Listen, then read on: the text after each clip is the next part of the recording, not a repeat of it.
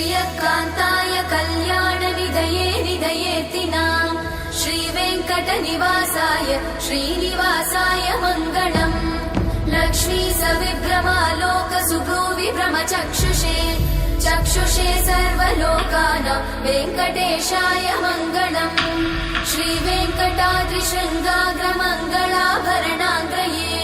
मङ्गलानां निवासाय श्रीनिवासाय मङ्गलम् सर्वावयव सौन्दर्य सम्पदा सर्वचेतसां सदा सम्मोहनायास्तु वेङ्कटेशाय मङ्गलम् नित्याय निरवध्याय सत्यानन्दचिदात्मने सर्वान्तरात्मने श्रीमद् वेङ्कटेशाय मङ्गलम् स्वतः सर्वविदे सर्वशक्तये सर्वशेषिने सुलभाय सुशीलाय वेङ्कटेशाय मङ्गलम्।